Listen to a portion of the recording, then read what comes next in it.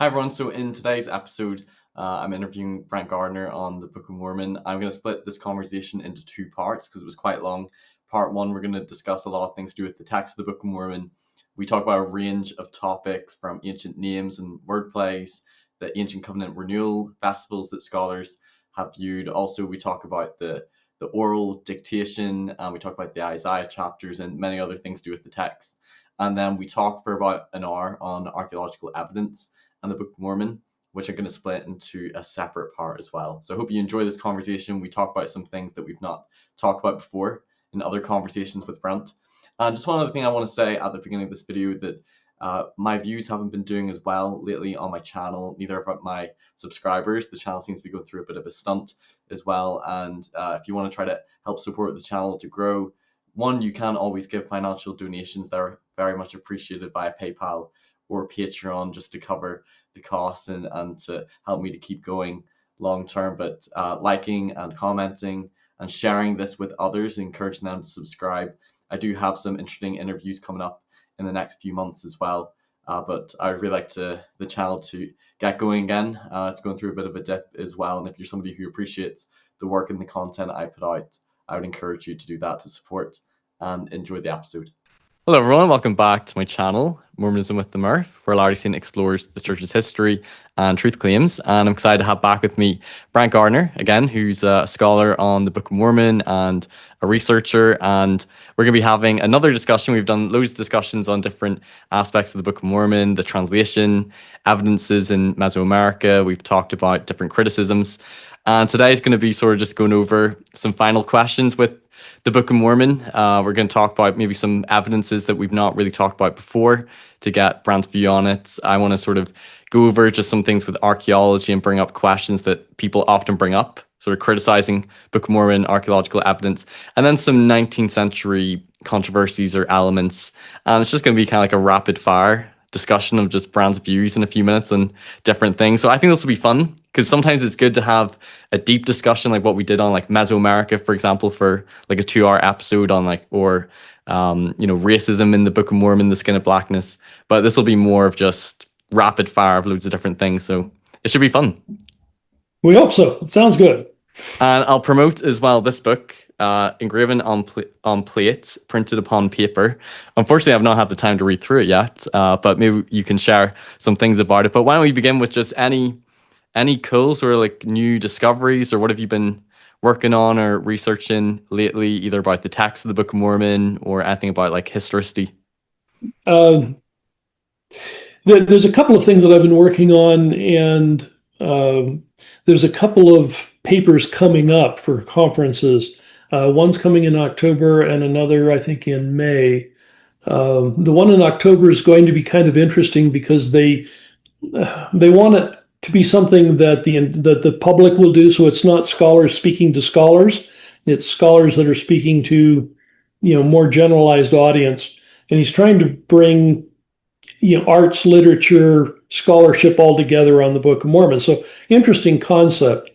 So I've written a paper on that one that is much, much less scholarly and more almost performative, where the paper is looking at King Benjamin's sermon from the perspective of someone who was in the audience listening, and then the background of a Mesoamerican culture. So if this is a Mesoamerican event, what would a Mesoamerican person, standard, member of society, what is he perceiving about this text, the speech that's being given? So that one's kind of fun just because it's a different perspective. And the whole idea is, again, because it's not scholarly, it's intended for the audience. It's something to give flavor to the Book of Mormon, where it's different from other things that I've written because I use that background, but I suspect that many people don't get the full flavor of it because they aren't as immersed in the background as I am. So that's one. Cool. The other one I'm working on, there's a conference coming up specifically on the small plates. I think it's for next May. But at least my current proposal is looking at sort of the unstated history behind what we see in the text. What are the sort of cultural undertones that we can read, where we read between the lines? So we always read the great religious stuff about, Nephi and his vision and how good a prophet Nephi is, and Jacob comes along and we like Jacob, and you read through these things and we skip over the book of Jeremiah because there's nothing there we care about, and we skip most of Omni until we get to the end. But what we miss is that at the very end of the book of Second Nephi, you see a pretty dejected Nephi. And when you get to Jacob, that sermon that he gives, he specifically says, you may come here to, hear the good word of the Lord, and I'm here to chastise you. You may think you're going to hear nice things. I'm not. And there's this undercurrent that I would like to explore about the sort of the historical problem that Nephi faced, that was significantly different than, let's say, Jerusalem. The Jerusalem that Nephi left was one where, from a religious standpoint, religion and nation were all bound up in the same thing. You were born into the nation, you were born into your religion, and there wasn't much difference between them. So you didn't, you knew there were other gods and other countries had other religions, but you were who you were just because of where you were born. That isn't Sounds what like happened. my country. Pardon? I said it sounds like my country in Northern Ireland. Oh, yeah. You're either Protestant or you're Catholic. Yeah, and it depends on where you're born, right? Yeah, you know what your parents were. I mean, you inherit the religion. But that isn't what Nephi faced. If he came in and he had to integrate with other people, the majority of people had a different religion. And so from the beginning, Nephi has to deal with, how do I teach? What do I teach? How do I bring this people together? How far are they separating themselves and going back to what they knew before? And those cultural concepts are an underlying theme in the small plates, and we don't talk about that much. And so I'm working on that one. The other one that I'm working on, I'm working on a revision of the Second Witness commentary. That was published getting close to 20 years ago, and the research started on it about 12 years prior to that. So there are parts of that text that are getting to be 30 years old. Maybe some parts a bit outdated. Yeah, I mean, I am happy to say that a lot of it held up well. There are some things that haven't, and so having at least 20 and probably 30 years worth of good research on the Book of Mormon and more archaeological research. Yeah, new findings. Yeah, so it is time to do a revision. So those are the things that are keeping me busy. That's good.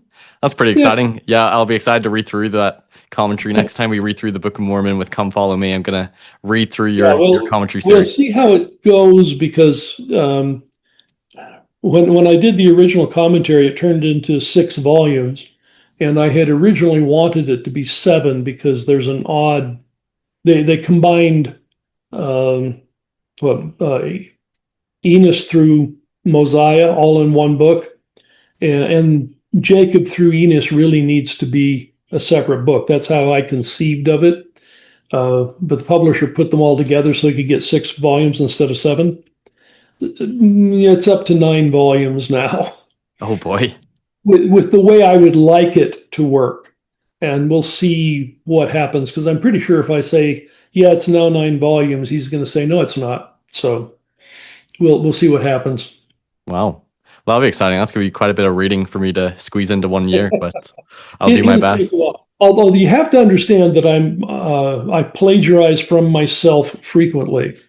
And so things, for example, in the book that you held up, there are things in there about structure of the Book of Mormon and how it's put together. There'll be essays that deal with that. that show up in the commentary because it's relative. If the commentary is going to be comprehensive, it's going to pick up articles that I've written since then, things that are in books since then. So there may be certain things where you've said, "Yeah, I've already read this. Skip." Well, you don't want to reinvent the wheel if you've already got it in other places. It makes sense to use it. But that's what cut and paste is for. Yeah, exactly. Well, here, one thing I thought about when you talked about that you've an upcoming, well, you said an article or conference about King Benjamin's sermon and, what it'd be like for the people that were there listening to it. Have you done much research, and what do you think about the parallels people have found to like an ancient covenant renewal festival of King Benjamin's sermon, and also like the pitching of the tents, kind of resembling like a feast of tabernacles? I think Stephen Ricks and John Welch have talked about the connections to like an ancient covenant renewal. I think it's possible, but with caution. And here's the reason for the caution. They're in the New World, and this, festival has some similarities because of bringing the tents and setting them up, and the fact that there is a new covenant being made. So there are some things that seem to fit. It is difficult to suggest that things would not have changed somewhat because they've now been in the New World for coming on to 400 years at this point. And for things from the Old World to survive without alteration for 400 years in a completely new environment, that I think where the environment changes many things, I suspect that something is different. So I am quite leery about too freely assuming that something from the Old World has been preserved in the New. Now, having said that, there's enough of it that fits that it's a good context, and certainly one that ought to be proposed, and we should say this is a possibility. I'm just nervous about making those tight correlations, because if you come into, well, let me give you the example. The people who came from Israel are Israelites. Lehi's family are Israelites. They believe in Yahweh. They follow the law of Moses. That means that they follow the dietary laws, and they have laws about what is clean and unclean. And those extend to animals, and you have sets of animals that are clean and unclean, and you can eat clean animals, you cannot eat unclean animals. That list of things that they can eat and can't eat is an old world list. And you come into the New World, and those animals don't exist anymore. You have a completely new set of animals. Which is clean and unclean? You have no history to tell you. So you have to do something. Somehow you have to reconcile the law of Moses with clean and unclean animals to a completely new situation where you don't know and have to then decide how unclean and clean fit. And there is really little evidence in the Book of Mormon that tells us what they did. So we don't know. I'm sure they had to make some accommodations. My gut feeling would be that it would be very similar to the situation that that Peter had in the New Testament, where Paul has been out preaching to the Gentiles, and the Gentiles don't have clean and unclean animals. And so now you're getting converts from the Gentiles who have no background in caring about cleanliness and uncleanliness, concept that doesn't fit anything that they've brought with them. But now you have Christian converts, and there become a lot of them, and probably more of them than the Christ Society based in Jerusalem. And so Peter gets a vision, and the vision basically brings down these foods, and they're all unclean foods, and they say to Peter, eat. And Peter says, I can't do that. These are unclean foods. And the Lord says, well, what I've made clean is clean. Go ahead and eat them. And so things shift, and all of a sudden, that part of the law of Moses, that part of that dietary law is gone. Okay. Well, in the old world, why did it go away? It was because there was this large outside population that had no history, and in trying to meld everybody together, something had to give. And what gave were the purity laws. That tells me exactly the same conditions that we had in the New World. They bring this religion in, there's more people outside than in. They don't have that history. It would not surprise me if that part of the law of Moses uh, was altered in the New World. They didn't know which animals were clean. They didn't know which were unclean. The vast majority of the people who came and joined them didn't have those dietary restrictions. It would not surprise me at all if the dietary aspects of the law of Moses went away because of that cultural context that they were in. That was interesting. So I did an interview recently with Jerry Grover tackling Yeah. Book of Mormon anachronisms. I don't know if you watched it, and he's proposed a theory which is kind of the opposite of what you were saying. So as we were going through, he has a different theory for the Jaredites, but for the animals and some of the plants for the Nephites and the Lamanites. There's two different theories other than we've not discovered it, either it being a lone shift or translator's anachronism. His theory is actually that when the Nephites arrived, and I don't know how I fully make of this theory, that they are naming these animals names of animals from the old world because they have to still practice the law of Moses. So then there needs to be goats and there needs to be sheep. So they're naming these animals based upon the text they have in the brass plate, and so they can still practice the law of Moses. So even though we may not find, an actual horse or an actual sheep in Mesoamerica, that's because they're naming these animals so they can practice the law of Moses. What do you think about that theory? Is this the first time you've heard it? Because this has been recent. Yeah, it's the first time I've heard it. And I think it's an interesting theory. It is absolutely and completely speculative. Now, I'm not against speculation. I do my own fair share of speculation. So the fact that it's speculation doesn't say anything.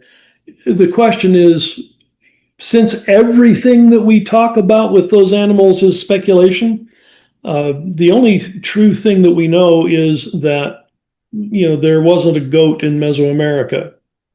Interestingly enough, they may have found horses, but I still maintain that a horse never did any horse-like things and never altered the culture. So, it never became a horse culture, whether or not we find one. I think it's an interesting idea. I've never heard that. Yeah, it was new to me. It was You still have the problem of how do you assign the name, and you'd have to watch the episode to get Jerry. Not sure it works.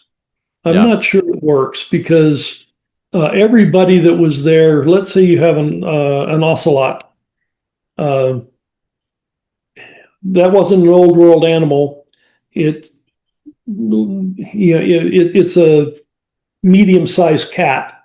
Do you eat it or not? Well, let's say you decide to call it a goat so I can eat it. Everybody else is calling an ocelot, and you call it a goat, and they're going to go, I have no idea what you're talking about. That's an ocelot. I think it's an interesting idea, but I think there isn't anything other than the desire to explain something behind it. I think that's all it has going for it, is just, I'd like to find an explanation. Lone shifting is absolutely known, and we have evidence for it. We know how it works. Linguistically, we know how it works. Yeah, ancient people did it. Yeah, translator anachronisms, we know exactly how it works. So we have historical examples of those two camps for how you might want to explain things. I don't know of any historical evidence that would support I got to name this a goat so I can have a goat. Mm-hmm. So I'm not fond of that explanation. Okay. I did an interview a couple of months ago with Matt Bowen, which was a cool interview. It was a fun one.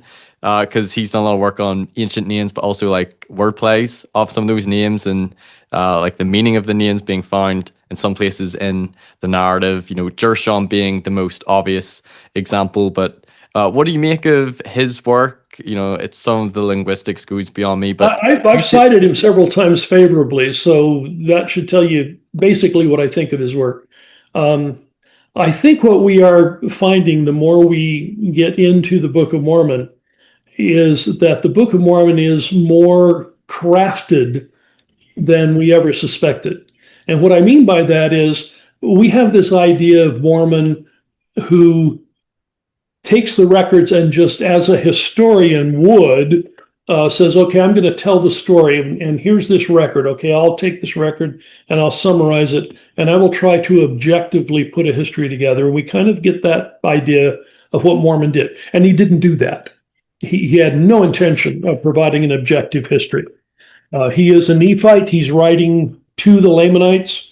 He has a very distinctive message in mind. He has a reason for writing, and that reason for writing dictates what he selects and what he does with it. So let's go back to Matt Bowen. Matt Bowen is saying, here are names that if we look at a Hebrew etymology for these names, they will fit into the narrative of the story.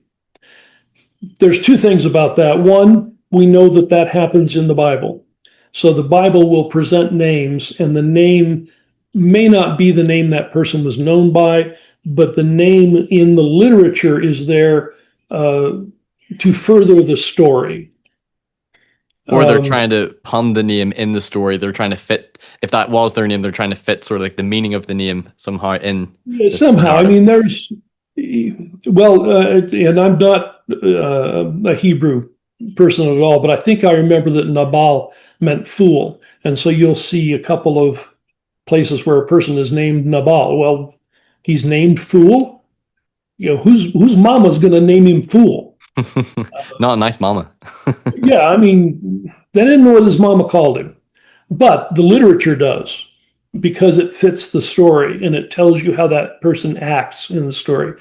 And so we know that that happens in the Bible.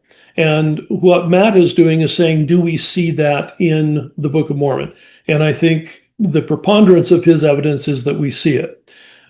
Now, I've talked to a couple of linguist friends who say every once in a while Matt might stretch things a little.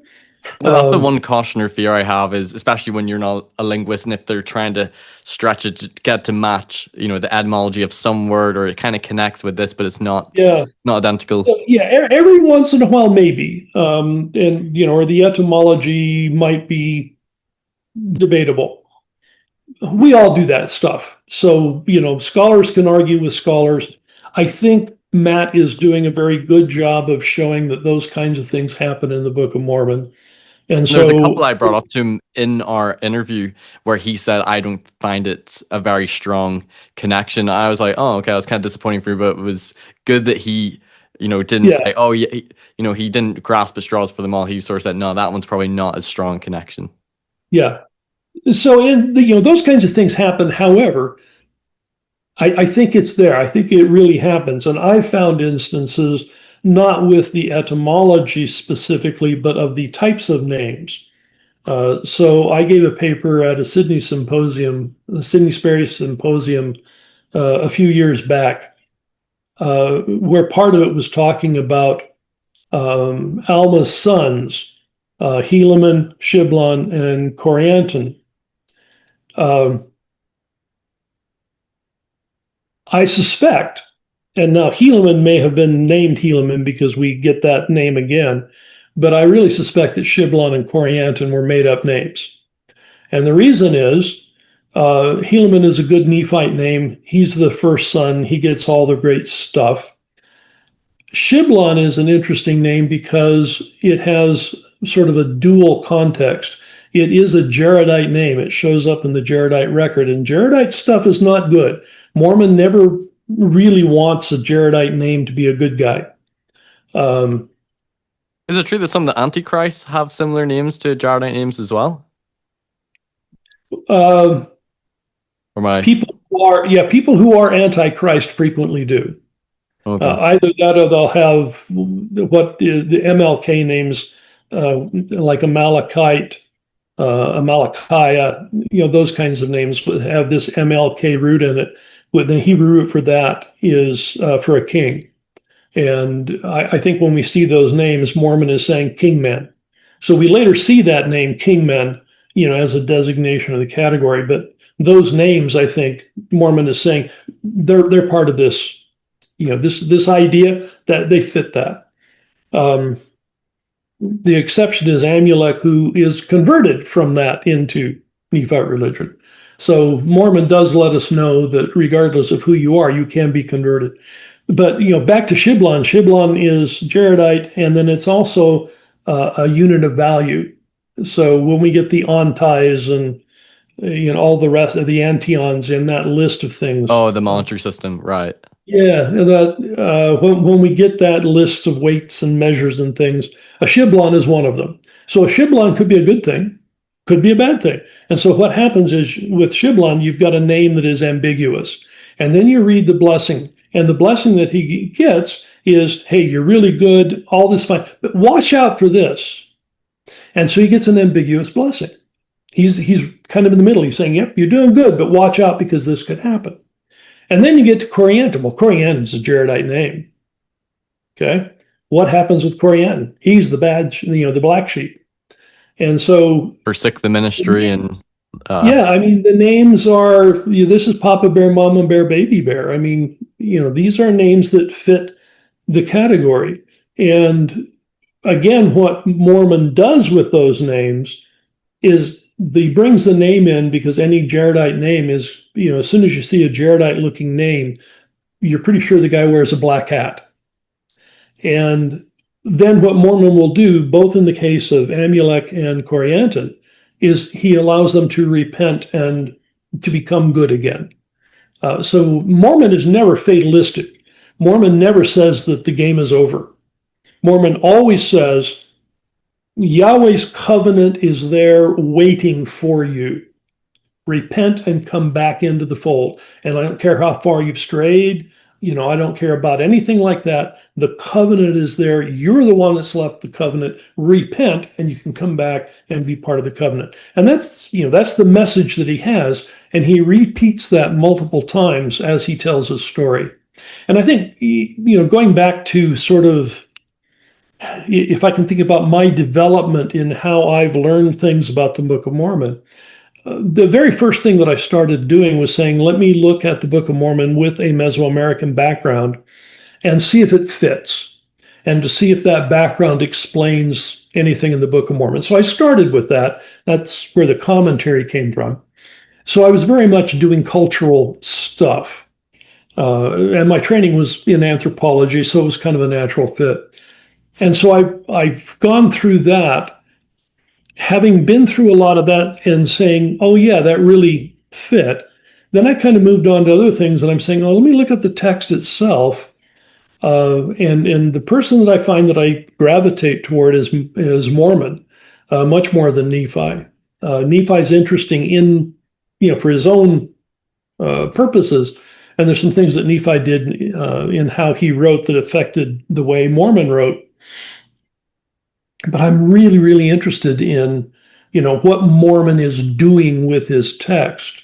And he's manipulating that text for his own purposes in I think, some really interesting ways. And again, just to reiterate the point, Mormon was never interested in being a dispassionate historian. Never. Mm. Yeah, I thought, so just going back to what you're saying about Matt Bowen's work, because apologists and some scholars have pointed to ancient names in the Book of Mormon, attested ancient Hebrew or Egyptian names, which I think are interesting. But again, you could say, okay, coincidence. But I think what Matt Bowen has showed, it kind of adds another layer of complexity. If some of these are in fact like names, or perhaps maybe in a couple of cases, ancient names with like wordplays or the meaning of the name in the narrative, that sort of goes beyond. If Joe Smith was the author, he wouldn't have known that. When I was looking at the translation of the Book of Mormon and trying to understand how it might have happened, where you take Nephite text, whatever language it was in. And, when we call it Reformed Egyptian, I think too many people think that it has to trail some Egyptian thing with it. I don't necessarily think that happened. You get that name 1,000 years after they've been in the New World, they would have no concept of what Egyptian was or care about it. It's a name for a foreign language. So you don't think it was like modified Egyptian, or maybe like Egyptian with some I doubt it. Mayan script? Yeah, I doubt it. Like I say, this is 1,000 years later. 1,000 years later, all kinds of things have changed. Now, Mormon is able to read the small plates, so they were plausibly written in a different language than what Mormon was using. But he was a scholar and trained in the languages, so he could have read them. But I think he probably wrote in a different language. So again, I don't know what the language was. I think 1,000 years later, when you say Reformed Egyptian, they're saying, there is something that was called Egyptian. We don't do that. It's something else. And then you get Moroni saying nobody knows our language. Well, okay, if nobody knows it, not Egyptian.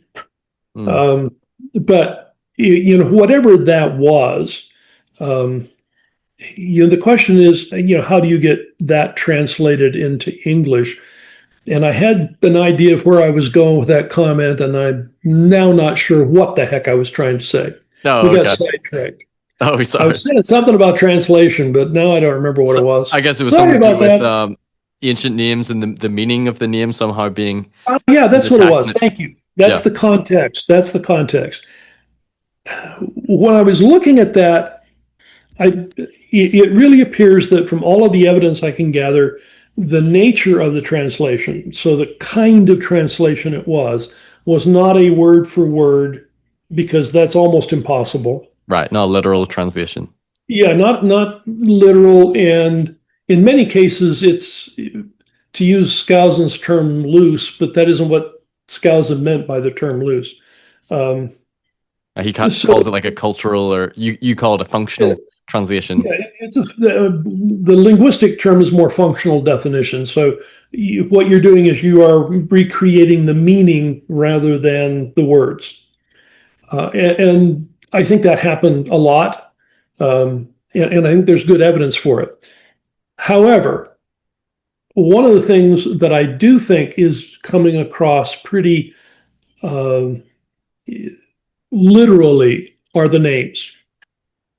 So whatever the translation does to get the text and the context, the names are being brought through with some degree of literalness, which allows us to say Matt Bowen's work, the things that I've talked about with the Helaman, Shiblon, and Malachi, the MLK names. And what I think is also interesting is that all of those are dependent upon Hebrew roots. And I don't think Hebrew was the common language. But I think that that in the process of creating names, they are being translated with divine aid to make sure that we were able to understand them.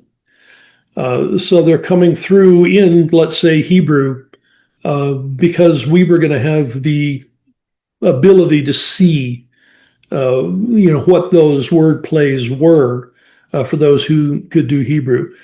So I think there is, if you're looking for some evidence that there are, word for word literal pass-throughs from the Nephite text into English, I think names are pretty much the only one where I could say, this is what I really think, was on what Mormon wrote. And those names are coming through specifically so that we have the chance to understand how they're being used. And we also know from the original manuscript that certain names were word for word spelt out as well from Joseph to the scribe, which would support, at least in those cases, a literal translation of the names. And what's important about that one is there is evidence in the original manuscript that there were spelling that happened and controlled at the first time that there was a new name. But once that name was written down, then the scribe would either remember it correctly or not. And so it could fade over the rest of the time. So the first time it came in, it was corrected. It was not corrected if it was done wrong later. So the idea that many people have had based on Martin Harris's statement that, the word would show in the seer stone, it wouldn't go away until they had written it correctly. No evidence that that ever worked that way. Martin Probably Harris just assume that because if during the translation they saw Yeah. Joseph correcting the names, at least the first time he said the name, they might have assumed that, okay, that's we can't move on until it's spelled out correctly. Yeah, and of course, Martin Harris never saw what was on the seer stone, and so he was guessing. Mhm. But there's no evidence that that was correct. But there is evidence that would lead him to believe that because the word was corrected. But the whole idea that it had to be absolutely correct, that part doesn't work because it was allowed to be misspelled later. And then there are, of course, all kinds of things in the Book of Mormon where we have incomplete sentences. A couple of times in the printer's manuscript, there was like a phrase that was lost that had to be reinserted later on. So there were Mishearing problems. mistakes like "and" versus "and" stuff like that. Yeah. Yeah. So the idea that what we have in English is the perfect translation, no. No, I mean, Joseph went through in 1837 and cleaned up some things to try to make the translation a little smoother. So Joseph never thought that the text was sacrosanct and this is the precise word that was supposed to be there.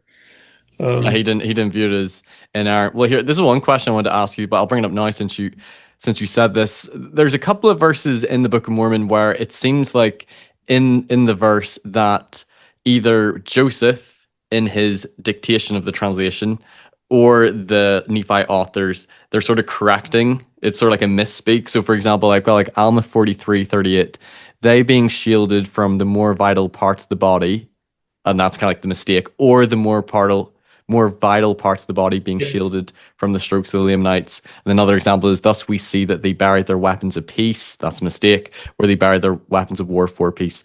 I'm just curious, do you see that more as, I guess we can't really know, do you take more of the view that that mistake from the Nephite author, or do you think that's sort of a mistake when Joseph's translating this I think passage? it's a Joseph translation. That's an oral issue.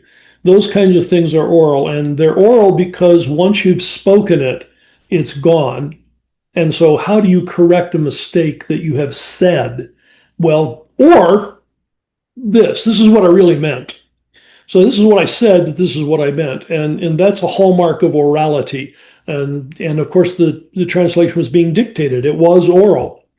So you would see that mistake supporting more of it being, even if Joseph is receiving the meaning of the translation, he's orally dictating it as opposed to reading.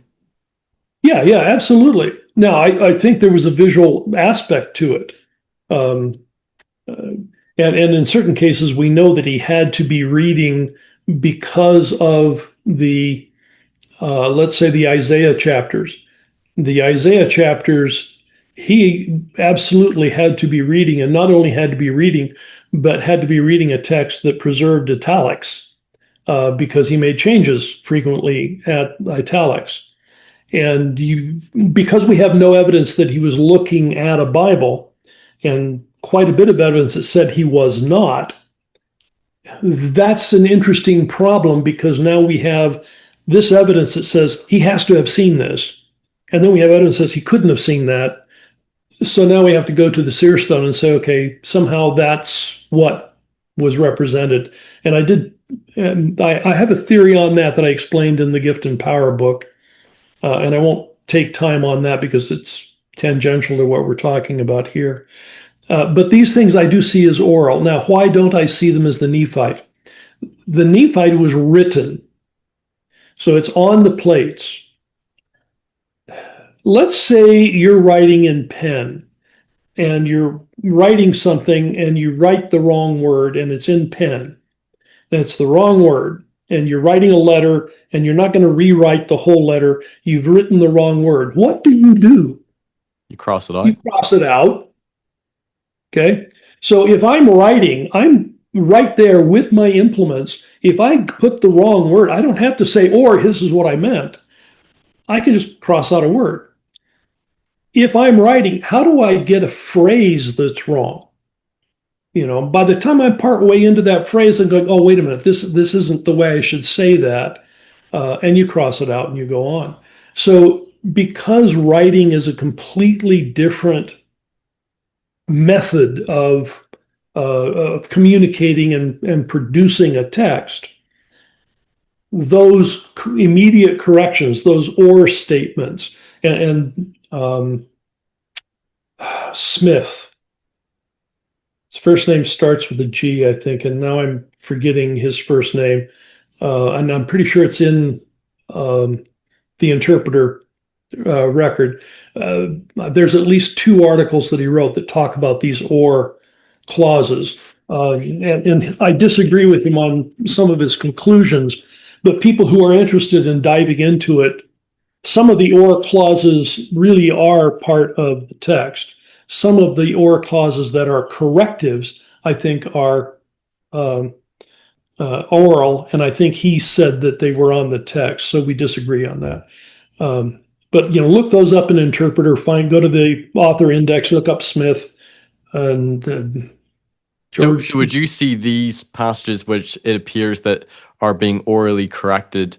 Would you see this would challenge, for example, Royal Scousins' theory about it being already translated and put on the stone? And you would say that those sorts of corrections isn't something you would expect if it's the Lord putting the translated text on the stone for Joseph to read? Yeah, if you're getting the translation, you should not have an or corrective, because whoever wrote that could make sure that they got it right the first time.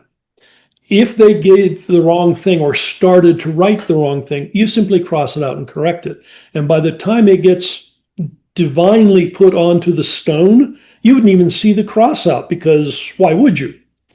So you see the correct text. So these corrections do not belong to the world of a written visual text. They belong to an oral world.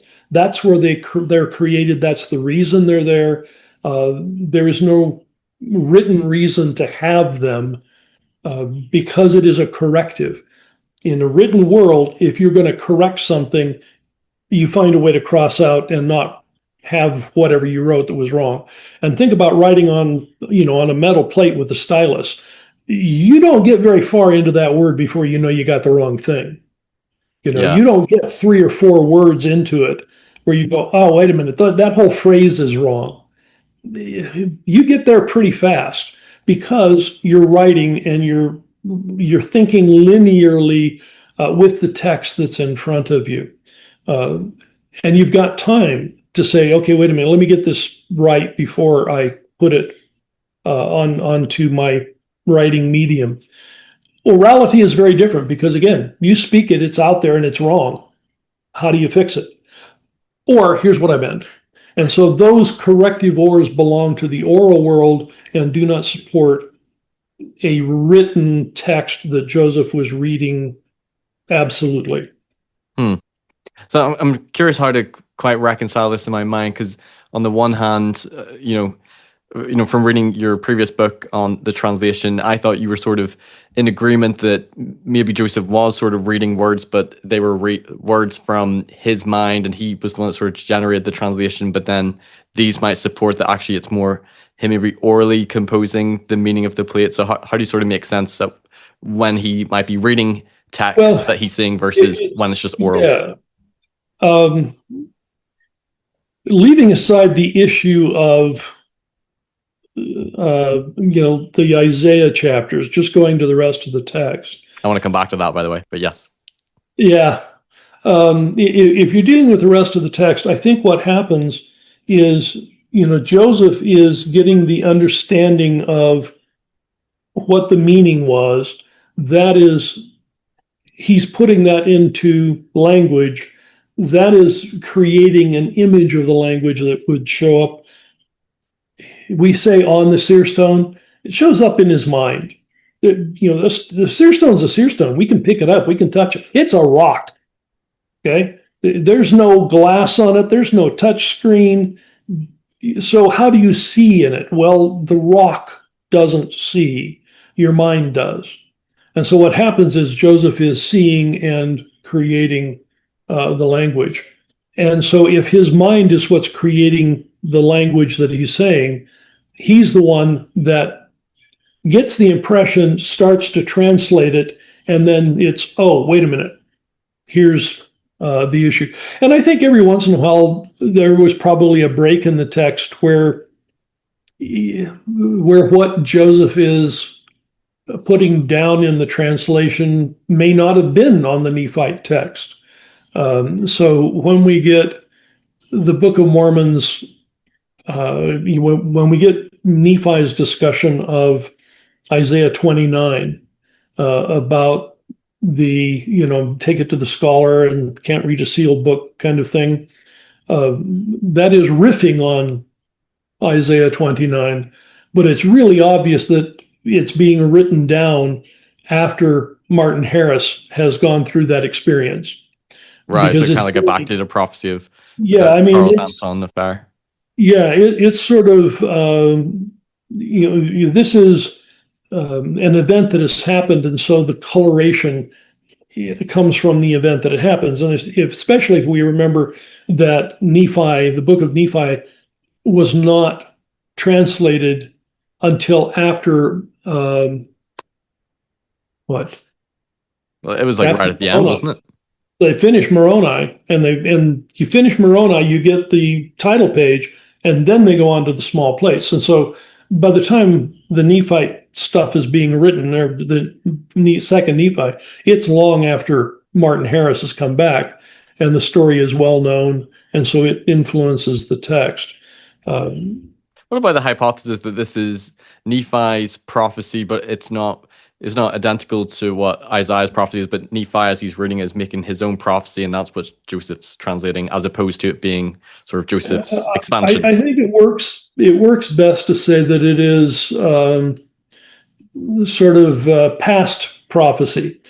It's taking a prophecy and saying, I know what that means now, and then taking the meaning that you know of the fulfilled prophecy and writing it back into the text. I think Nephi certainly could have, written some things that foreshadowed the translation, but not that accurately. If you look at any prophetic statement that we get, they're never that clean. They're always open to interpretation, and you typically don't really get that interpretation until after something has been fulfilled, and you can go backwards and say, this is how it fit together. So yeah, that prophecy was absolutely correct because this happened, and now we know what it was all about. So you're thinking it may not have been as specific or direct on the plates, or if Joseph encountered that the first time in translation. Because I don't think that that Joseph Smith, read a perfectly prepared text. I don't mind the idea that Joseph's mind was participating in the translation, and when he saw something that he recognized, he was able to put that in, fulfilled prophecy in. Again, we get metaphors in the Book of Mormon where it talks, driven like an ass. Well, they didn't have that animal. They didn't have pack animals. So regardless of how you're going to call the animal and what you think might, the ass have been, the image is there, but it doesn't work with any animal. And so it couldn't have been on the plates. But something that had that idiom could have been on the plates. Also, like Alma and Amulek, when they flee, like how a goat flees from a lion. That's another sort of idiomatic expression, which Right, right. And so, with the idioms, you know how they're translated. And frequently it's best to translate them with meaning rather than, accurate because it doesn't work. I wrote an article for Interpreter that was published a couple of months ago. I don't even remember what it was called. Something about it was a new context for understanding the nature of translation, and a couple of ideas that I've seen come in the literature that I think help us understand the way the Book of Mormon was translated. And one of them was the concept of translating up or translating down. And basically what he says, you have two texts, and how the translation work will often depend on which one is the more important text. And so if you're, and now I'm don't remember which is up and which is down. But basically, it says, one of them is going to be the more dominant text, and whichever way you're translating up or down, it's going to dictate whether or not you're more faithful to the text or more free in what you're doing. So that's one of the concepts. And the other was a concept of, it skips my mind now.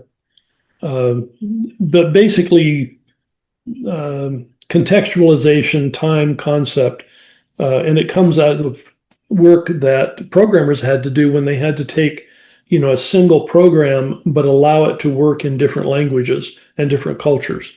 And so the example in there was something about, you're going to buy things in a Mexican market with, pesos and kilos, etc. But then you translate that into English, and pesos and kilos aren't going to work. You're going to need, dollars and pounds. And so depending on where you are, that situation is contextualized. And I think the Book of Mormon does that. And some of the reason why, or a way we can explain some of what looked like in the 19th century elements in the Book of Mormon, are because it was contextualized to a time and place. And I think that's the reason why we have imitative King James language. It was very clear in the way the Book of Mormon was bound. The Book of Mormon was originally bound so that it would look like the Bibles that were being passed around at the time period. So there was an intentional attempt to fit into a culture. And I think that explains a lot of sort of the physicality and language of the Book of Mormon. I want to ask you a question about Isaiah passages in the Book of Yeah. Mormon. So I looked this up because John Dwetnez, I think he did a couple of articles on Isaiah in the Book of Mormon, Oh, and yeah. basically his. There's a big essay he's got on it. Oh yeah, apparently he and his wife in the article like went through every single verse. He read it, either she read it in the King James, he read it in the Book of Mormon, then they highlighted the differences. Man, that would absolutely suck doing something like that. That's a lot of work. Now we have like computers and stuff to do that. But his conclusion was like, say if there's like 400 verses in the Book of Mormon, he concludes something like over 50% are varied or slightly different from the King James Bible. So let's just say around 45% are identical to the King James Bible, but then over 50% are in some way, adjusted. Might be a word here or there, sometimes the italics, sometimes not the italics. So I want to get your thoughts on what's going on with the Isaiah passages in the Book of Mormon, because it's not like a straight copy, word for word, from the Bible. It also doesn't seem like, well, critics will say it's filler material. I thought Grant Hardy had a really interesting explanation in his book about him, Nephi, if you believe it's an ancient text, incorporating Joseph of Egypt's 2nd Nephi 3 prophecy with the Isaiah chapters, and then the last few chapters of the Book of Mormon is sort of Nephi's prophecy combining them. And that was something that I thought was like, whoa, that's really complex. Like, it's not just filler material. Whoever the author was intentionally put those texts in it. But how do you make sense of the Isaiah passages and the changes that Joseph's making? Okay. Complex question, so you get a complex answer. Let's start with a very simple one, which is if you go back to the 1830 chapters, so not the ones that we read in the LDS edition now, but before Orson Pratt changed them, Orson Pratt made sure that the chapters in the Book of Mormon lined up with the chapters in the King James book, so that you'd have a one-for-one match with the chapters. Right. That wasn't the way they were. They were split up very differently. And the question then becomes why. And John Gee looked at this and he said, it happens with these certain statements that from the Hebrew text basically say, this is now starting something new. And so it is actually a more ancient conceptual division of the chapters than what we get. So if it's filler material that is simply being copied, one would expect that you copied it according to the chapters that were there, and that's not what happens. And so the logic of the chapters is very different and related to something from the ancient world rather than copying out of the King James text. Right, so that's kind of like the structure about it, because I think I remember reading about that, like, say, for example, like if it's, say, chapter 11 to 16 in the 1830 edition, that would have been like one long chapter, but now we've done it individual chapters to look similar to how it is in the King James Bible. Yeah. So, again, this is a difference that we don't see because of the way we read it today, but it's an important difference, and it's one of those where you say, okay, this is something that says something is not being copied directly because the original did not replicate the chapters as any text would have been. So you're saying that after a few chapters were dictated, say it's like the King James version of, I don't know, like 4 to 9, for example. Are you saying after that there would have been some sort of like pause or break in the dictation, and then it'd be like, okay, this is the next chapter, but it would be several chapters of what's in the King James Bible? Yes, that's what it is. And John Gee's article talks about inquit statements as, this is a particular kind of statement that makes the separation. And so the organization in the Book of Mormon is based on these other structures, and you can know what the structure is, but it's different from what's in the Bible. So there is a legitimate structure, but it isn't the expected one. So we're faced with a little bit of a conundrum just at the start of looking at Isaiah. So we start with that. We're going, okay, something different is going on here at the beginning. The next thing is what can we tell about the text? Well, the italicized words are important because they are not always the same in every edition of the book of the Bible, and so different editions have different sets. And Skousen, being the meticulous scholar that he is, has gone through them and discovered that he knows which Bible. It was a Finney Bible 1870 edition that was the basis for the Isaiah chapters based on the italicized words, which ones weren't. It fits that edition. Well, that's interesting. Okay, when you can say, it wasn't just any old one, it was this particular edition. So the next thing is, what are the problems with italicized words? And this gets into the nature of the question. So we go back to what you were saying. Let's say it's 45% that was exactly the same. Yeah, we've got that problem of saying, why is it the same in English, not translated anew? Why isn't it a better translation than what we have? Leave all that aside. That's a completely different issue.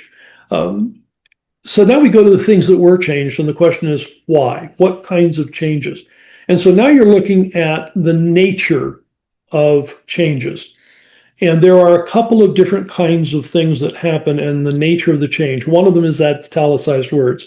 And apparently Joseph understood that italicized words are put into English to make an English sentence, but they're not words that are required in Hebrew. And so frequently what would happen is he would excise them, take them out. Well, that caused two different things to happen. One, he took it out and he never did anything else to it, and now the sentence reads a little awkwardly because it's missing a word. So sometimes he cut it out and didn't do anything. Sometimes he cut out the word and realized, this doesn't read, and so now text was inserted to replace that word so that it would make sense. And so you can see those replacements happening at italicized words. And you can see what the nature of it is. It's explanatory to be able to get meaning back once the italicized word was removed. The other kinds of things that have either where there are changes that are not related to italicized words are typically clarifications. And again, it's, here is something, the meaning may or may not be clear. And so something is added to make it clear. Every once in a while, it does its job and it clarifies. Every once in a while, I think the clarification does not work and it actually conflicts with the original meaning in Isaiah. Doesn't necessarily improve anything.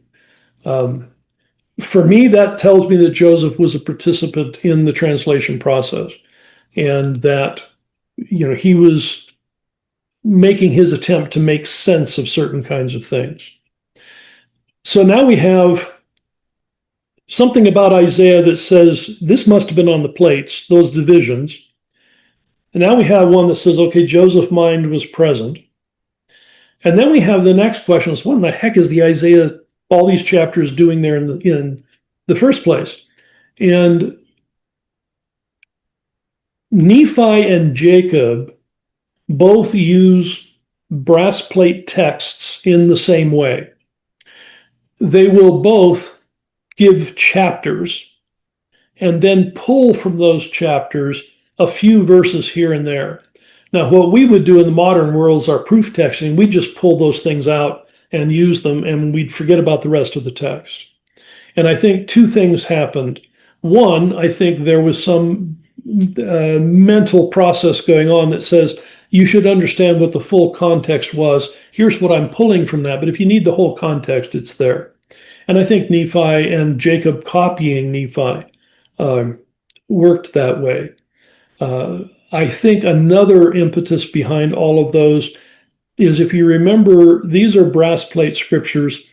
They're on brass plates. What we have is being written on metal plates. We find later in the text where it says, if it's not written on metal, it's going to perish. And pretty much that holds true for Mesoamerica. If it was not written on stone or metal, for the most part, it perished. Now, later on, they had a whole bunch of them, and of course, Diego de Landa burned a lot of things. So there were things that, they had, but not necessarily really old ones because they perished and they were gone. We just don't have really old texts because they're gone. The San Bartolo ruins pointed out that before they carved in stone, the Maya would paint the insides. And so you would communicate with the paintings rather than the carving. The carvings we have this one example of the paintings from that era, and that tells us there probably were a lot more. Don't have them. They're gone. It was a miracle that this one was preserved. So the idea is Nephi probably understands that if they don't write them on plates, it's going to go. He doesn't know that anybody who's going to receive his plates will have the brass plates. He probably doesn't understand the world that we have with printing machines that would print all of these.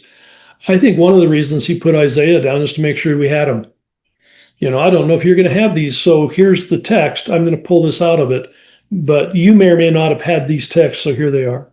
And I think that's what a lot of them are doing there. And then again, what Jacob and Nephi do with those texts is they put the whole chapter in, pick a few verses out that they want to work with, and then structure their sermon around those few verses. But you see that happening with both Nephi and Jacob. And if you go to those large sections of the Isaiah section, when we get the part where many people say that you get a commentary on Isaiah from Nephi, he's not commenting on Isaiah at all. He's not helping people understand Isaiah. He's taking certain themes from Isaiah and restructuring them. And I think what he's doing is he's taking those Isaiah chapters and he's saying, you can see that Isaiah saw what I saw when I had my vision of the tree of life. I saw the unfolding of the Messiah's journey on earth, and I think Isaiah saw the same thing. So now instead of telling you about the Messiah based on my vision, I'm going to tell you that same story based on Isaiah. So I think what Nephi is doing there is recontextualizing his vision using Isaiah so that he has now two sources that say this is the truth. And of course, you have to have at least two sources to be able to verify the truth of something. So I think that's what Nephi is doing with all of that. And because that has a legitimate function in the text, I think that says it's coming from the plates. So I think there's text coming from the plates. I think there's structure coming from the plates. I think Joseph's mind was participating in the translation. Right. Okay. I don't want to belabor this point too much, but so basically, some of the italics in the Isaiah chapters, some of them are retained, say around 45%, whatever it is. Some are deleted or removed, and some are modified. I don't know if you read the paper by, is it Stan Spencer? He did on Isaiah in the Book of Mormon. I took this is just a little bit of his conclusion. He has this theory, missing words hypothesis. This theory holds that Joseph was given either a vision or perhaps maybe like say the meaning of the biblical passage in his mind with missing KJV italics, and part of the work of translation for Joseph Smith was to decide whether to supply words to the passage, and if so, what words to supply, possibly explaining why in some cases he's using the same italics as what's in the King James Bible and other times varying from it. What do you think about his theory? It's so close to what I'm saying that I think we're kissing cousins on that. I think the difference would be, I think Joseph saw the italics and interacted with them, and what Stan Spencer is saying is that he was given the text without, and then he had to figure out what to do with it. I think it is much more likely that Joseph interacted with them, but the idea that Joseph had to deal with that and supply information, we agree on that part. And you sort of gave your thoughts on like what Nephi is doing with Isaiah. What do you make of the Grant Hardy thesis that he's sort of combining the Joseph of Egypt prophecy from the brass plates with Isaiah? And then, because I think he showed whenever I read his book, this is going back a year now, but some like textual dependence and similarities between the later chapters in Second Nephi. So he was kind of arguing that, it seems that he's using text from both in his own prophecies. What do you make of that? Do you disagree with that, or? Yeah, honestly, I don't remember that, so I've got to go look it up and find out. So, it was something that I found compelling about the book. yeah, it's still in my mind. It was the one thing I thought he actually showed very I can tell evidence. you this: Grant Hardy is a good enough scholar that I cannot dismiss it without a real careful consideration. If Grant says it, it's worth listening to. Yeah, it's in his book, Understanding the Book of Mormon. I couldn't tell you what chapter it is, but I remember I found it very compelling at the time. I have read the book a couple of times, but I have to confess it's several years back. So, we'll go back and review. I'll see if I can find the pages that talk about it and go back and review it. Yeah, like I said, I've got the book. I can find them. Aye, okay. And then just one last point in this: what if someone were to say, come more from like a critical or skeptic perspective, that someone would say that Joseph Smith's interaction with the King James Bible Isaiah chapters is better explained by him having the Bible in front of him and just making revisions, as opposed to it being a translation of an ancient text? What would you say? Well, I would say a version of that has to be true. The problem, of course, is the evidence points to Joseph seeing a text, and not only seeing a text, but remember seeing the text from the 1870 edition. Okay, so there's a very specific edition of the Bible that we can identify as the source. Now, the question then becomes, the logical thing is to say he's reading it and it's showing up. And I think it's very difficult to come up with any theory that says, no, he's just inventing this or quoting text from memory. I don't see any evidence that says Joseph Smith ever memorized that many chapters of any scripture, let alone that many chapters of Isaiah. And then you have to say, if you have memorized it, do you happen to memorize where the italicized words are? Yeah, it kind of You know, stretches credulity. Joseph could have yeah. recited All these of passages this by memory. says, yeah, all of it is all of the evidence says he was reading this text from an 1870 Bible. Okay. Now, is it conceivable that in the process he would have said, "Oh, this is Isaiah. Let me look at the Bible instead of the seer stone, and we'll go through and do this." Is that conceivable? Yes. Okay. Evidence would say that would be an explanation. Now, is there any indication that this was a Nephite translation of what was on the brass plates? No, this is King James English from the 1870 Bible. Okay. So we know it's not a fresh translation. We know it's an interaction. And so an explanation, a plausible explanation, would be that he says, okay, for this part, move the seer stone aside, get the Bible out, and we'll do it that way. Okay. Plausible. The problem is there's zero evidence that it happened, and plenty of evidence that contradicts it and says there was never a Bible in the room. Right, from eyewitnesses. They don't talk about him having books or notes or a Right. manuscript. Do you think they would have said something had he have pulled out a Bible? Do you think they would have been concerned by that? When they say there was no Bible, you're not going to say there was no Bible if you know there was one. Okay. You don't say that unless it is describing a condition that is important to the event. Now, let's say there is a scenario where all of those people were wrong and Joseph really did pull out the Bible and nobody happened to mention it. Does that change the Book of Mormon and the way we see it? Not at all. It's still the same process. It's still the same revelation. And one of the reasons that we know that is because of the way Nephi used those Isaiah chapters. So regardless of how they got into the text, they are contextually accurate for the rest of the text and are required to be able to understand what Nephi did with that text. And the same thing with Jacob. This is where the text came from, but this is what they did with it. And so this has to be something that's from the plates because of the way it was used. Right, so you're saying the structure is different from the King James Bible. You think that would support the structure of the Isaiah chapters come from the plate text, but the wording of the translation is more dependent on the King James English and Joseph interacting with it. It's one of those things where you have to ask the question, if he were reading from the Bible, why don't we have the exact same chapters? So yes, he was reading from the Bible. No, he wasn't reading from the Bible. All of the evidence suggests he was reading from the Bible, but all the evidence suggests there was no Bible to read from. You see what our conundrum is? Yeah, it is a bit of a conundrum. We have an impossibility here. We have a person who is reading something that was not present. I think I've heard most critics say, like when the witnesses say that there was no book or manuscript or notes, like they're referring to it's the context of the Solomon Spalding manuscripts.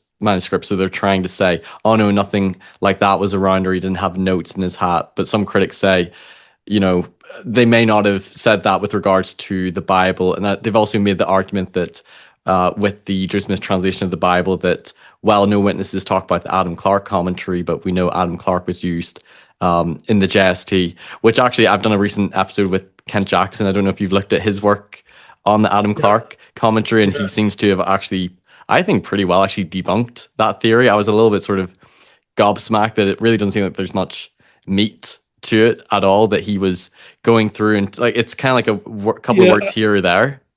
I think that, just touching on that one, Kent Jackson is definitely an apologist who is trying to redeem the concept, I guess.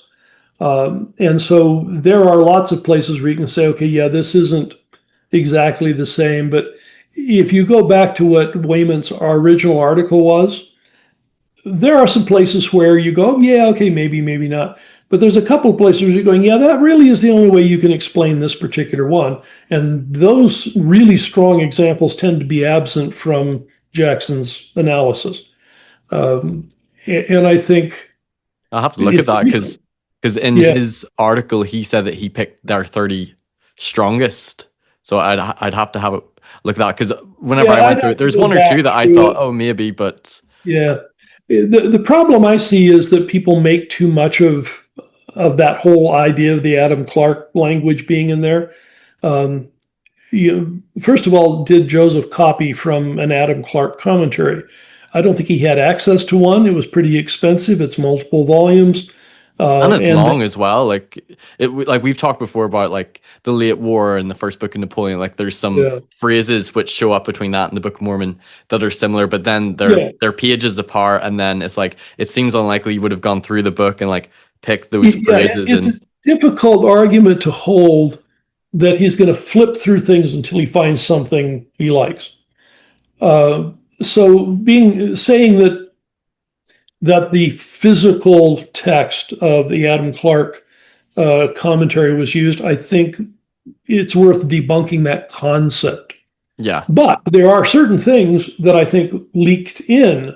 And where did they come from? Well, I think they came from Joseph's experience in the camps hearing the preachers. The preachers would have read that. The preachers understood it. This is things that they had preached about. Joseph heard them and picked them up and put them in. So, the language coming from his environment, coming from what other preachers had said, that doesn't bother me at all because I see other places where language from Joseph's experience and language from Joseph's world leak into the text. So none of that bothers me at all. So the whole idea that this is somehow problematic and it's either true or false, I think it's a false dichotomy. If you're trying to say that Joseph didn't copy from Adam-Clarke, I think there's a really good argument that says he didn't copy. Yeah, I I agree. think if you're saying he had language that originated in Adam-Clarke that he would have heard through the preachers, I think that's a reasonable argument and Yeah, that's doesn't possible. change the Book of Mormon at all. Yeah. Yeah. Yeah, I agree with that. So getting back to Grant Hardy, I want to get your thoughts because you kind of were alluding to this earlier in the interview, that he talks about there being different editorial voices. The three main editors is Nephi, Mormon, and Moroni, and I actually found that quite a compelling part of his book.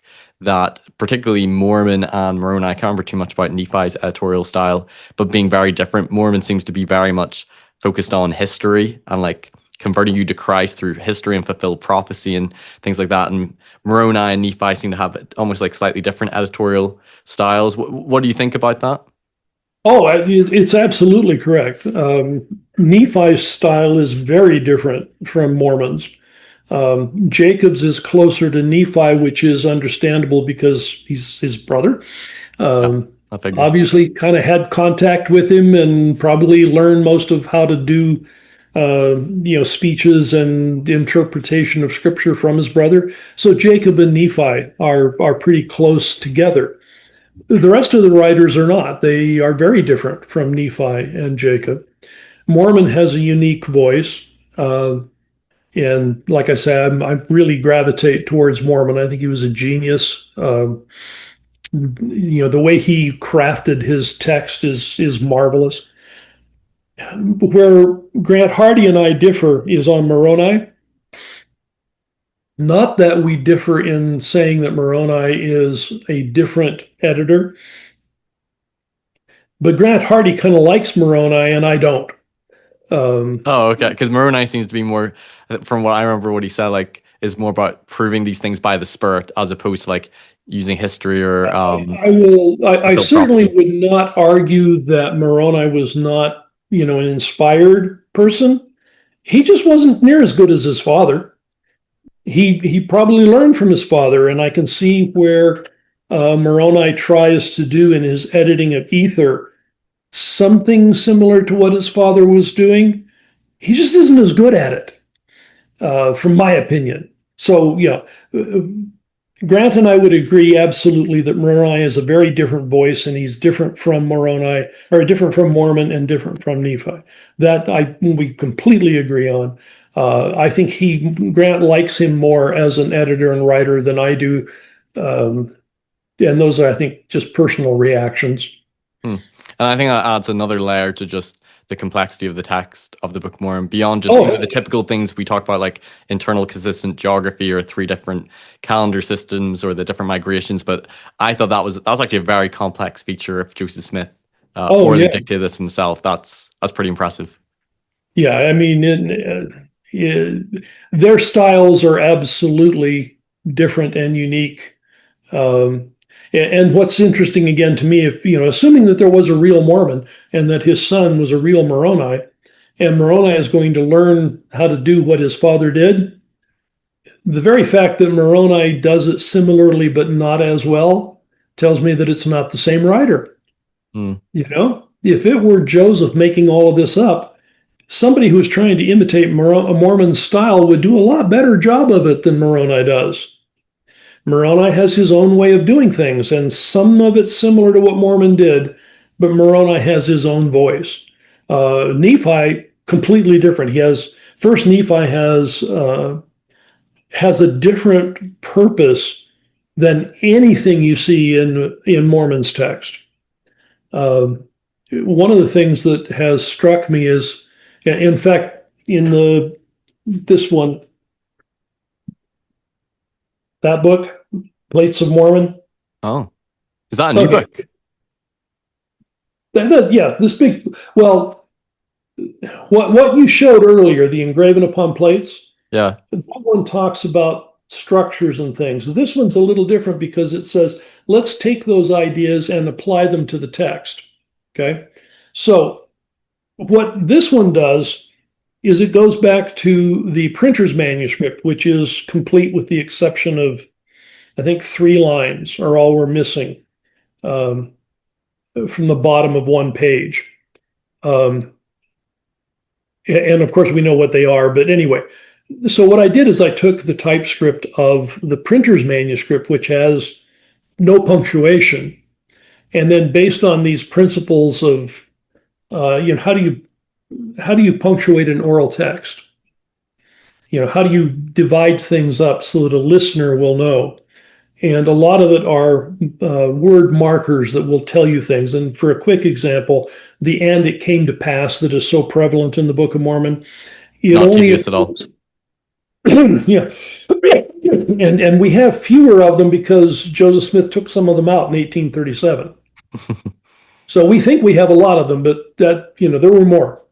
But if you look at the function of them, they only occur in historical texts. So you get them all over First Nephi, and by the time you get into Second Nephi, once you get past chapter 5, you almost never see them again because it's related to movement of time and a narration that moves through time. So what happens is you get, and it came to pass an event, and it came to pass an event, and it came to pass an event. And then that matches up with an "and now," which is it came to pass event, and at the same time, and now, and then it came to pass, you're moving through time. So, I reformatted things according to those concepts, and it works. But it's written very, very differently. And now I again forgot why I mentioned that. Oh yeah, I don't remember either. Uh, Oh well, Somebody who listens to this will go back to it and rewind and tell us. what was the However, let point? me make the point that that is a problem of orality. If we were reading off of a script, that would not have happened. I would have looked back and known what I was talking about and why I wanted to say that. That's a good example right there. Well, if it comes back to you, you can bring it up. What's your thoughts? This is one of the first apologetics I ever heard for the Book of Mormon whenever I was a missionary.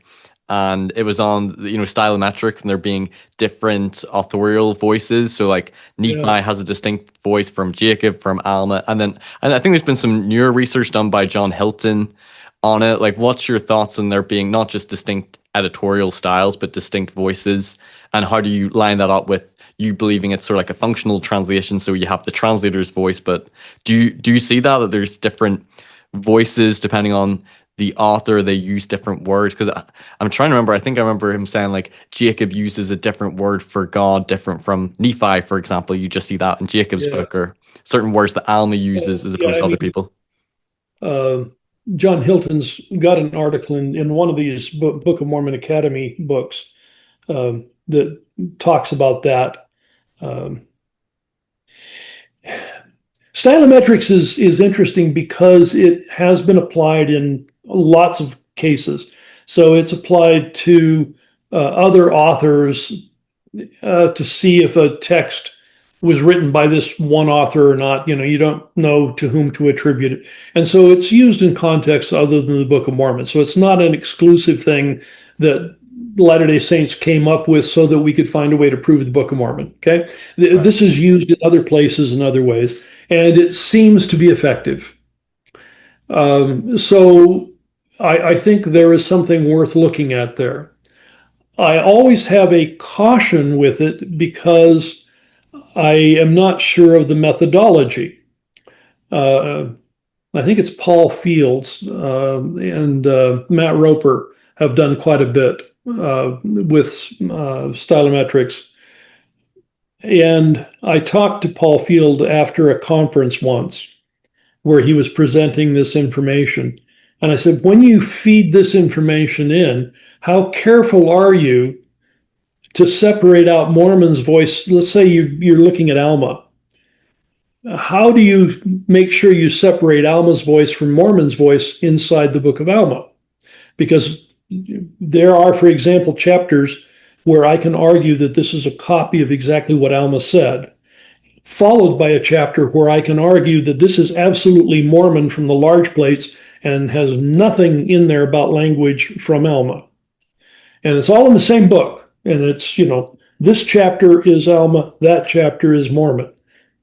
And he said, we looked at that for a while. It doesn't seem to make any difference, so we don't pay attention to it. That could be quite important. Yeah, it bothers me that it's not that specific. And if you can lump it all together and say that it doesn't matter that Mormon is speaking inside of places where Alma is speaking, or you make the assumption that what Mormon is writing must have come from Alma somehow, that raises questions. So stylometrics, yes, it's a science that has been used. It's been used in multiple places. It is probably worth looking at. I would take it with a grain of salt. So you're open to maybe like it could be that you would obviously believe if it's an ancient Book of Mormon there would be different authors. Obviously, Mormon's the main editor and compiler, so you're open to maybe some of those distinct authorial voices could be bleeding through, even in the translation, even if Joseph's the translator. Some of that could be making its way through, but you see it as there's not enough of a control because, like for example, in the Book of Alma or in the Book of Ether, you have Jaredite record and then you have Moroni's commentary at times, and they're not really distinguishing them enough. Yeah. Well, and of course, this is a text in translation, and they have said that these kinds of things go through the translation, and that you can tell, when they show up in translation. And again, may be true, but it adds another layer in there. Would the King James Bible be a good control to compare it to, because it's all in sort of like King James English, although there wasn't just one translator, but comparing it to some of the books, the different books in the King James Bible? Yeah, when they're close enough, that they're a copy, and so I'm not sure that's going to tell you much. What the Stylometrics does is they base it on frequencies of unconscious words and how unconscious words are being used, so that it's not pure vocabulary. So, like I said, there is a science to it. It's just one that when it's applied to the Book of Mormon, I think it is interesting. It's nothing where I would present that as a final proof. It is something that is interesting and worth looking at, but I would be cautious presenting that as saying, this therefore shows you that the Book of Mormon has to be true. I would back away from that commitment. Okay, you're kind of cautious with it. You don't see like a strong evidence or proof, but you're also, you don't dismiss it. You think there could be something to it. That's kind of I think I'm not going to dismiss it. I certainly, from my own experience going through it, Mormon works very differently than Moroni. And so, like Grant Hardy said, you can see the different voices. Yeah. And that's without stylometrics. That's just going through and saying, yeah, here are three different people who are writing, and they do it differently. Conceptually is differently. The way Nephi thinks about his problem and how he puts First Nephi together, completely different than anything you see in Mormon. And now I remember why I went back to this. Hey, Okay. back full circle. Why do I remember? I was triggered with this. One of the things that we did is with this one that is different. You were just dictating a chiasmus. You moved away, but now you're returning to the subject. Yeah. So this is, I would call, a study edition of the Book of Mormon. Somebody reviewed it and said it should not be your first edition of the Book of Mormon, and I absolutely agree with that. This is for later on in your studies when you're getting deeper into it, because it goes back to the printer's manuscript augmented by what we know from the original. So this isn't even the published. This is pre-1830, but it's new formatting. The reason that I brought it up is that I had talked to Koford, and I was saying that one of the problems I think we have with the Book of Mormon is we start with First Nephi. First Nephi is a completely different book. It's written for a completely different reason. And when we read Nephi, we get a mindset that we take to Mormon and impose on Mormon that is incorrect. And so what we did in that book is I said, well, let's go with the translation order. Let's put Mosiah first. And so you start the book, and there is a placeholder for the book of Lehi. And then you get to Mosiah, you get all the way through the end, and then we have First Nephi. So it makes it more understandable that this is Nephi through Omni is a separate text and should be seen separately. Now, why would I do something like that? Because that story is important for the beginning. It's because of the way Mormon and Nephi treat Lamanites. For Nephi, who is beginning a new society, the Nephites are the enemy. They are clearly the bad guys. There isn't anything really redemptive about the Lamanites. The best we get is Jacob saying, you guys have become so bad that the Lamanites are better than you are, which is, really backhanded statement there, because you don't think the Lamanites are very good at all. Anyway, you're worse. Quite the insult. Oh yeah, it really is. And he has to do that because he's creating community. And communities are built by this sort of social division of insider-outsider. And so the insider is the community you want. And you create that frequently in the old world by having an outside enemy force that is kind of forcing you to come together because they're against you. And Nephi has to create that. And so the Lamanites become the boogeymen, the bad guys, the black hat guys. And so we read that in Nephi and we take that to Mormon. That's not the way Lamanites work in Mormon's text. Lamanites aren't the bad guys in Mormon's text. The bad guys are the Gadiantons. The bad guys are the apostate Nephites. So yes, Lamanites will come to war against the Nephites, but Mormon is very careful to say it was apostate Nephites who made them do it. That's right. That's throughout the Book of Alma. It's generally like Amalekai or Amalekiah. Yeah, that's where those wars come from. They're not Lamanites who said, "Oh, shoot, I'm going to go." No, it's apostate Nephites. And so when you get to Mormon's text, Mormon's treatments of Lamanites are categorically different than Nephi's. And then you see like the anti-Nephi Lehis and then Samuel the Lamanite, so they're shown in a more favorable light. And the anti-Nephi Lehis who are converted, what does he say about them? In many ways, they're better than you are, Nephites. These guys are really good. And then we get kind of a repeat of that story later on with Nephi and his brother Lehi, who go and convert a lot of them. We don't get as much of that story because Mormon is alluding to the connections without really delineating them carefully. Mormon assumes that we read better than we do. But Mormons, Lamanites are recoverable. They can repent. They can become, again, they come back to the covenant. That covenant is there. Lamanites, you're part of it. You've been strayed, but you can come back. What is his message? Well, he's writing to the Lamanites, and Mormon's at the end of the times. He's not going to call the Lamanites bad if the Lamanites are the future of the covenant. He writes to them and says, you are able to come back. This is what you should do. And so if you go back and read the last thing that Mormon says about Lamanites, take that and go to Mormon and read it and understand the Lamanites that way. And you'll see how Mormon understands them.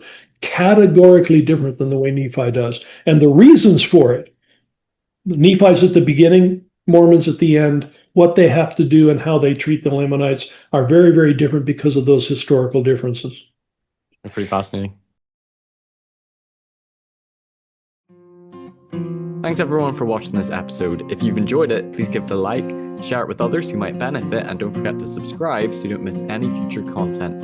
You can also listen to these episodes on podcast form on Anchor or Spotify, and you can follow me on Facebook, Instagram, and TikTok. Check out my website for more content, personal blog, and more. And if you care to donate to support me, you can via my PayPal or Patreon, or through the website. And you can also give donations via YouTube through Super Chats. Thanks for watching Mormonism with the Murph. Take care. Bye-bye.